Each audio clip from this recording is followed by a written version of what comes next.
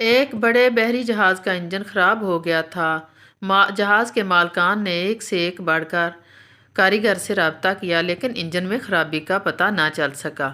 کسی نے ایک بوڑھے ایکسپرٹ کا بتایا جو عرصہ دراز سے جہاز کے انجن کی مرمت کرتا آ رہا تھا اور اپنے کام کا ماہر تھا۔ بوڑھے کاریگر سے رابطہ کیا گیا۔ مقررہ وقت پر بوڑھا کاریگر اپنے اوزاروں کے تھیلے کے ساتھ موقع پر پہنچ کر فوراً کام پر جت گیا۔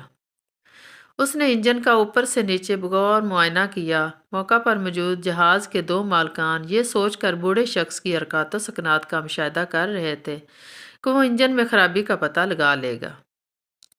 انجن کا جائزہ لینے کے بعد بوڑھے کاریگر نے اپنے اوزاروں کے تھیلے کے پاس پہنچا اور ایک چھوٹا سا ہتھوڑا نکالا۔ بوڑھے کاریگر نے ہتھوڑے کی مدد سے انجن پر ایک مخصوص جگہ آہستگی سے ضرب لگانے کے بعد اسے واپس تھیلے میں ڈال دیا۔ حیرانگی کی بات یہ تھی کہ انجن سٹارٹ ہو چکا تھا۔ ایک ہفتے بعد جہاز مالکان کو بوڑھے کاریگر کی طرف سے $10,000 کا بل ملا۔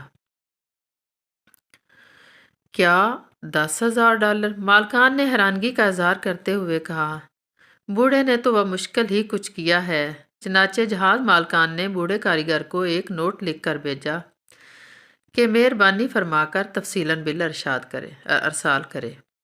بوڑھے کاریگر نے جواباً جو بل بھیجا اس کی تفصیل کچھ یوں تھی: ہتھوڑے کے ساتھ ضرب لگانے کا بل مبلغ $2، جبکہ ضرب لگانی کہاں ہے اس علم کے مبلغ $9,998۔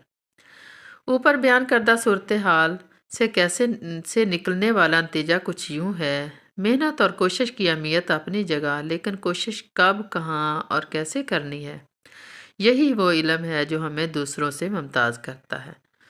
اور جاتے جاتے اپیل ہے کہ اس چینل کو لائک، شیئر اور سبسکرائب کریں۔